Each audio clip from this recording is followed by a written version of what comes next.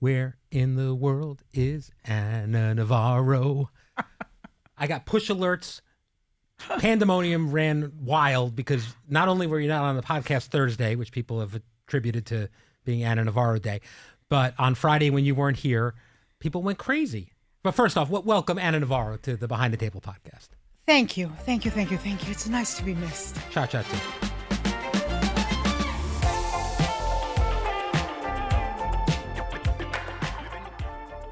So did you hear from this? So basically, you weren't here on Friday because you and I had long ago come to an arrangement that you weren't going to. Right, and you weren't going to be here on Friday.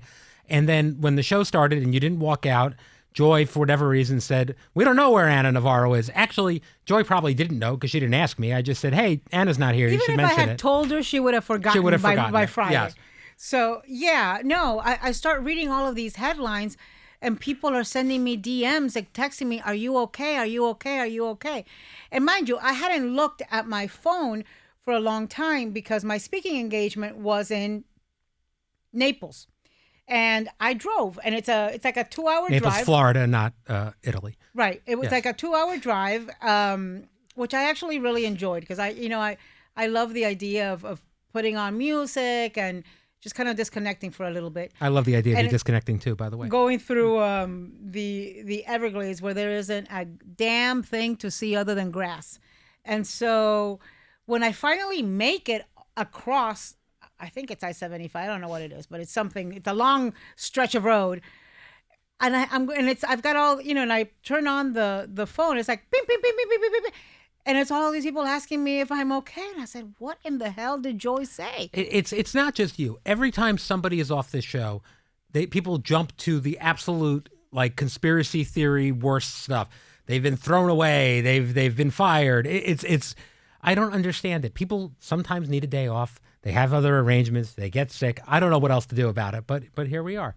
So okay, I just told you in the last show on a break that I'm going to go see Bad Bunny. Yes, you are. You told me you're going to go in June. So the next time that Anna's not here, it's because she lied to me, said she needed a sick day, and went to go see Bad Bunny. That's what happened. All right. I never get sick. No. I will come in on my deathbed. I appreciate that because I want to save my days to go do things that I want to do. Yes.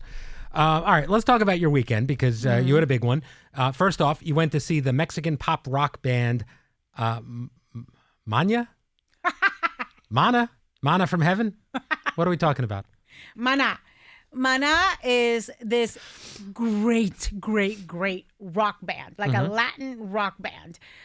They've been around forever. When I tell you that I know every song they sang, and I love that because sometimes you go to concerts of people whose songs and then you get to the concert and they sing everything you don't know. Yes. And you're like, what's the point? I didn't come here for your new stuff. Exactly. I want you to sing your hits.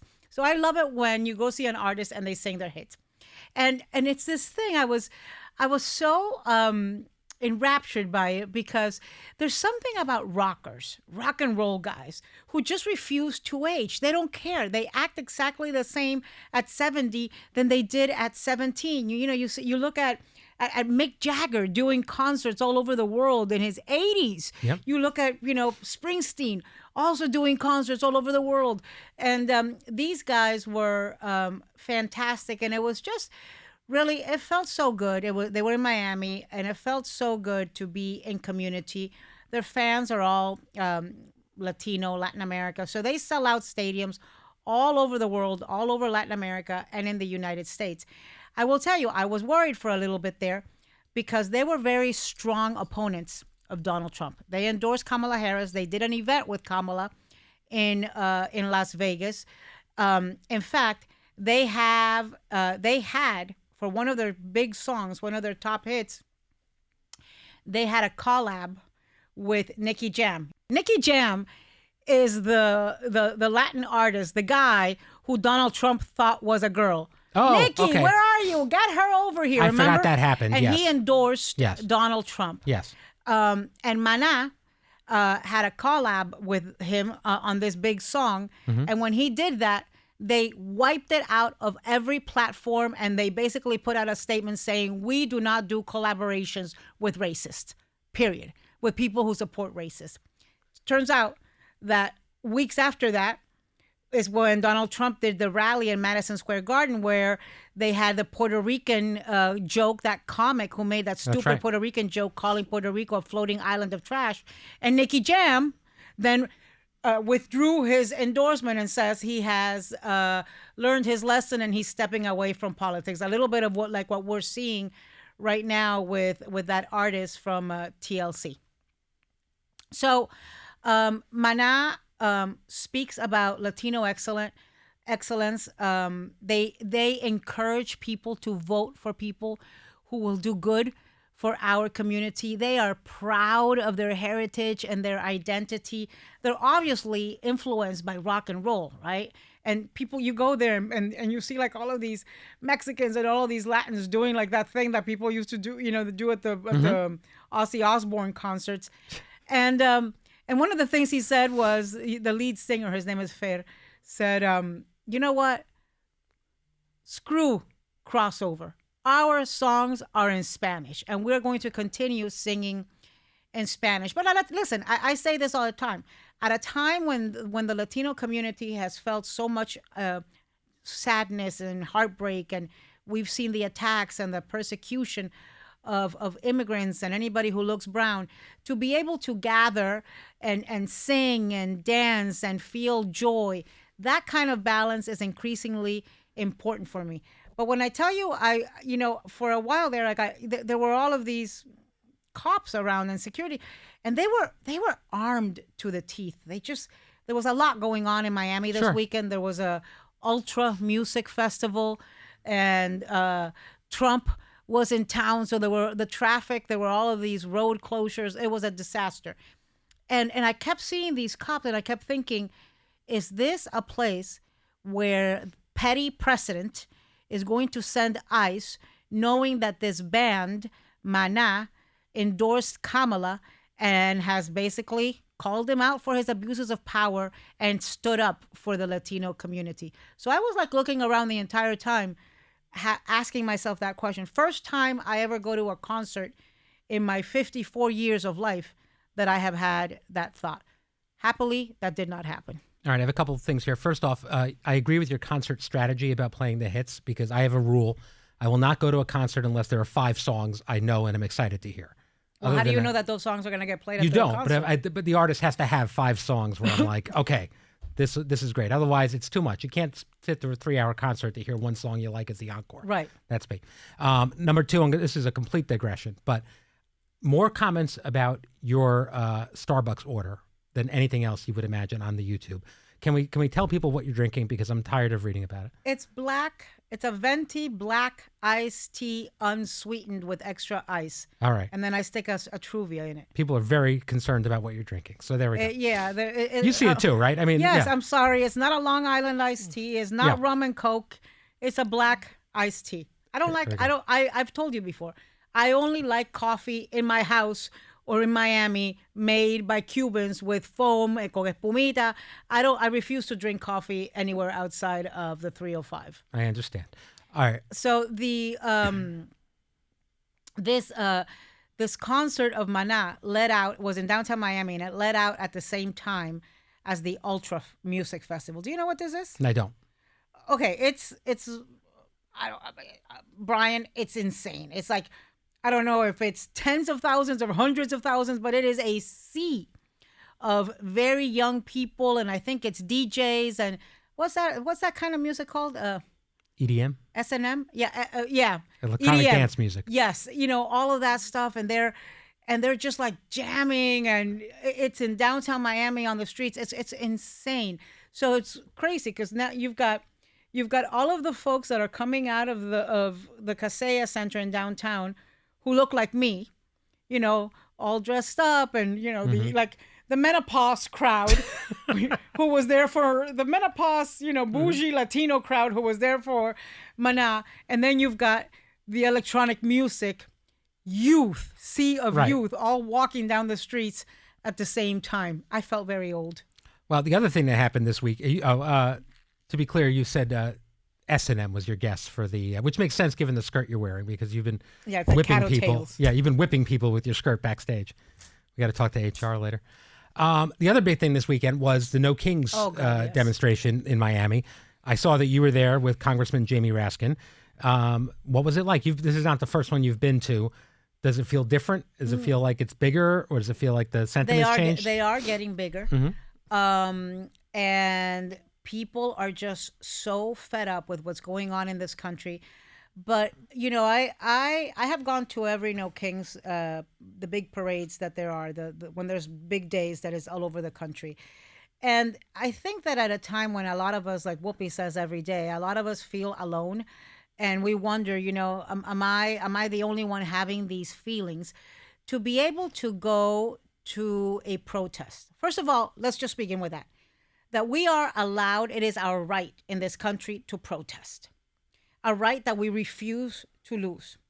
And I don't take for granted that I was born in a country where these protests would lead to people going to jail, that I live in Florida, 90 miles from Cuba, where a protest like this would lead to people being put in jail or killed.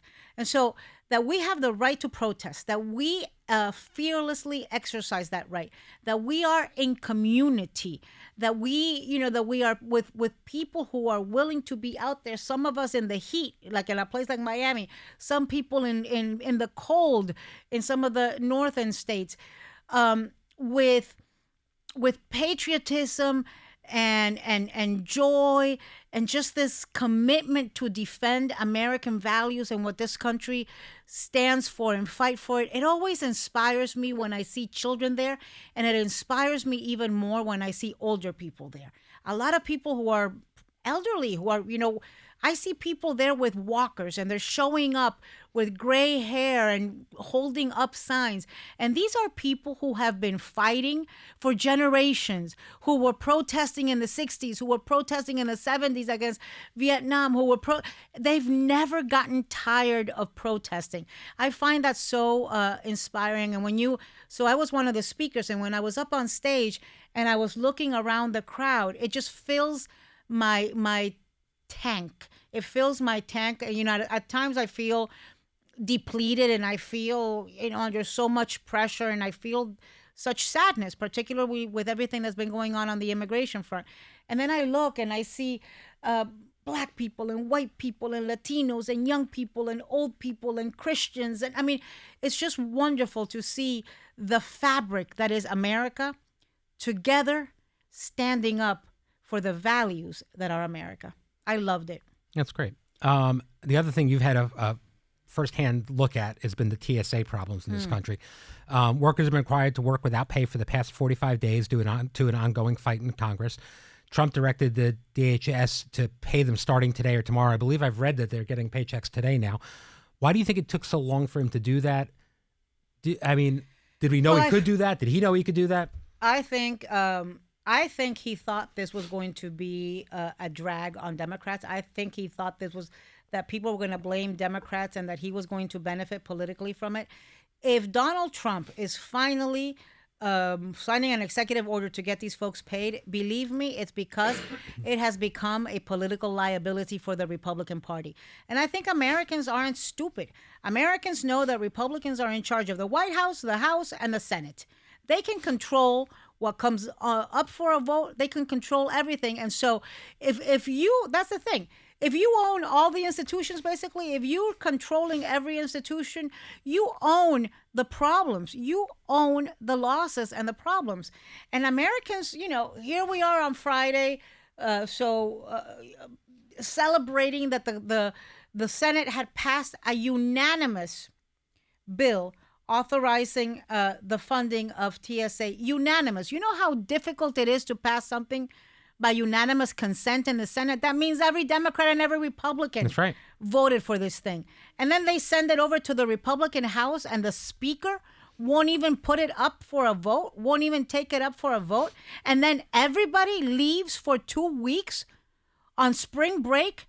Who in the hell gets 2 weeks off for spring break? Even we don't. And that they have the gall to be going away on vacation while people can't pay their groceries. It's incredible, because Miami, I have been amazed by how well TSA has worked in Miami. And this is rare, because whenever something's happening anywhere in the country, it's happening much worse in Miami, usually. So, but it has happened. It's working very well, TSA. And I asked the mayor. I was texting with her yesterday, and I said, "How come Miami is MIA is doing so well?" She said, "We're giving them a lot of love. They're giving them gas cards to fill up their tanks. They're giving them food cards. They're doing a lot of things to get them into work and enable them to be able to show up." I am so grateful for these people, and I keep thinking to myself, look, a TSA job is a thankless job on a good day, right? And a lot of people get mad at you when you take away their perfume and their facial cream because it's over 3.5 ounces. You make them take off their shoes. You put them through an X-ray machine. All of that. The reason people have these jobs is because of job security. The reason people want to work for the government is because of the benefits and the job security. And they have now had to go hungry and go in need twice in less than a 12-month period. This is the second shutdown where TSA hasn't gotten paid in less than 12 months. And I think Donald Trump, what ended the shutdown the last time was precisely TSA and the fact that the Democrats didn't have the stomach to see that kind of suffering by people. And I think Trump thought he could use them as political pawns. But I think it is costing him. It is costing him politically. I think it's irresponsible. I support the Democrats sticking together and demanding changes in the way ICE operates. People keep dying in ICE custody. Over 40 people have died in ICE custody I saw that today. Since Trump took office. 13 people have died this year alone, and we're in March. Some guy died a couple of weeks ago. He'd had a toothache for a week. He apparently got sepsis because for a week he was trying to get that treated and he got no medical treatment. This is inhumane. It is absolutely inhumane the way that ICE is acting, that they are, so one of the things Democrats are asking for, requiring, is judicial warrants instead of these administrative warrants, so that the things we saw happen in Minneapolis where these zealot ICE agents barge into people's homes, break the doors, and drag an elderly man in his underwear out in below freezing weather. So those things can't happen because you will need a judicial warrant. Oh, because remember, in that case, it ended up being a case of mistaken identity. That's right. Yeah. So, they drag a man in the cold and the ice and the snow, and it ends up they had the wrong guy. So those are the type of things that Democrats are standing up for. And I got asked the other day at the speaking engagement, what gives me hope? And I will tell you, these No Kings protests give me hope. When I see the seats that are getting flipped in places like Florida, that gives me hope, because it means that not only are people showing up at these protests, but they're also showing up and voting. In Florida, just in the last few months, we've elected the first Democratic city of Miami mayor ever. We have they flipped, this woman, Emily Gregory, flipped the seat where Donald Trump's Mar-a-Lago is in Palm Beach last week. And there was also another man who flipped a long-held Republican seat in Tampa. He flipped it by 408 votes, which is a reminder to all of us that voting matters. Because because 408 votes can make the difference. And I hope that this scares the bejesus out of Republicans, that when they see these results, they get scared and they come to their damn senses and they grow a spine. It is incomprehensible and unacceptable that all they do is cater to Donald Trump instead of represent the priorities of their constituents. Before we go, you went, because you're the queen of all things theater now, somehow, which is fantastic. I don't know how that happened. You went to the show Public Charge at the Public Theater, and it's here in New York. Tell us about this. Tell us. I had never been to Broadway before. I had never been to this. Now, I always You've thought, appeared on Broadway now. I always thought Broadway was like a New Yorker thing, because New York kids grow up going to Broadway. Yes, it's they part do. of their life. This was never my thing. I was never into it. All of a sudden now, I love going to see plays. It's an escape because nobody's on their phones. You're not reading news. You are focused on what is in front of you, the talent of these people. So yeah, now I know Broadway artists. I know Broadway producers. I know all about the plays. I read the reviews. It's amazing. I love it. And, so I went to see this show. It's at the Public Theater.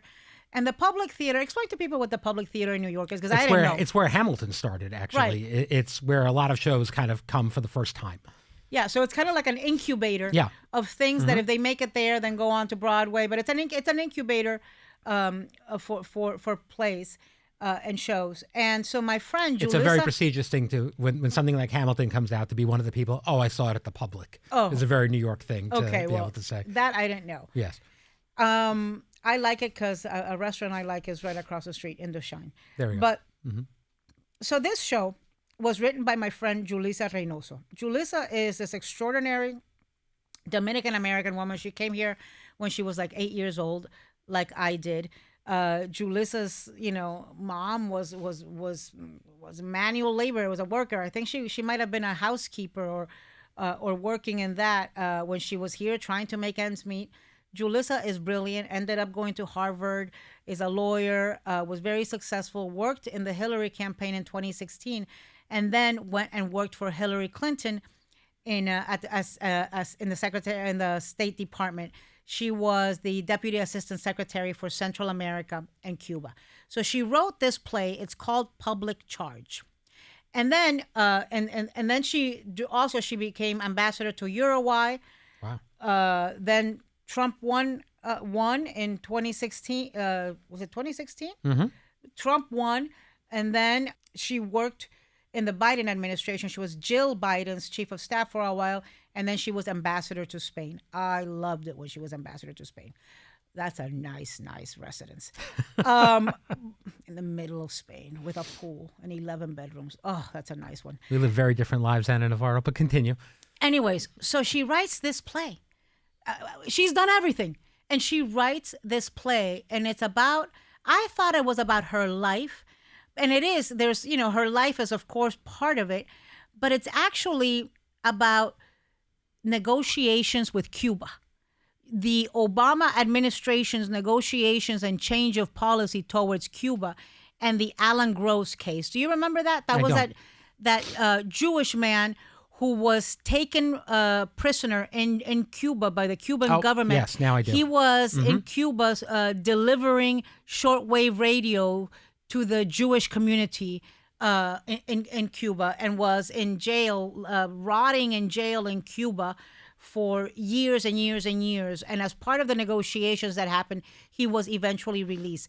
And Julissa was all over this. But think about how relevant this is with what's going on in Cuba now. But what's the extraordinary thing is, so for me, it was riveting because I know all the backstory of Alan Gross, and I, of course, was in Miami, and this was everything that was happening on in this play.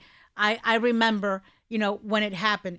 But it's also extraordinary because I am sitting in the row behind Hillary Clinton. Oh, wow. So both Hillary Clinton and Jill Biden showed up for the opening of Public Charge at the Public Theater. And a lot of the play, a lot of the show is about mentions Hillary without mentioning Hillary. It's about, this is important for her. She wants you to do this. She wants you.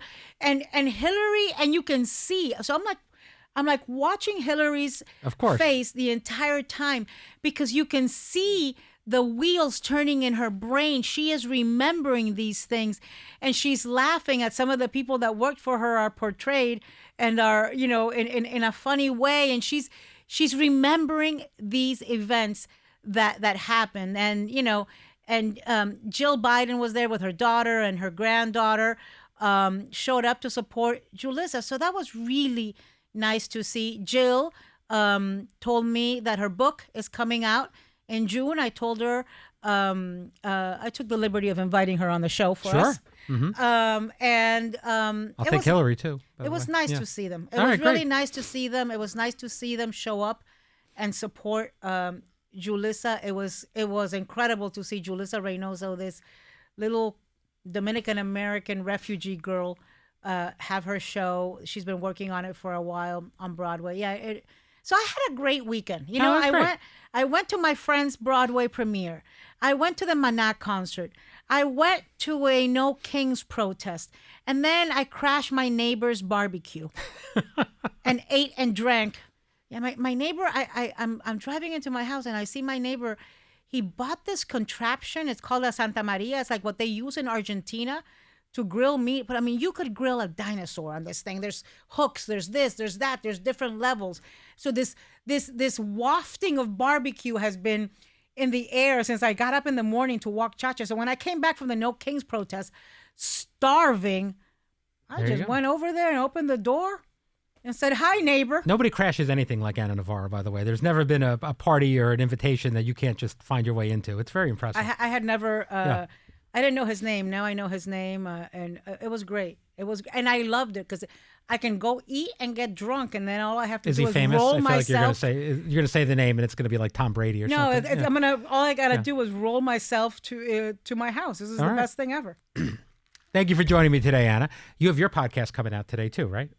Yeah, I had Cory Booker on. All right, well, listen, I'm mentioning your podcast on our podcast. You should do the same and say while you want to know hear more Ana Navarro, check out I'm, Behind the Table. You know what I'm going to do collab. in my podcast this week? I am going to read some of my favorite signs from the protest, the No Kings protest, which I can't read here because I'll stop it. So in my podcast, Bleep with Ana Navarro, I can say whatever the hell I want to in different languages. God help us. It is so cathartic. All right. Well, there you go. So put your kids to bed and listen to Anna's podcast later today. Thank you for joining me today, Anna. Tomorrow I'm back with Joy Behar, and we'll see you then.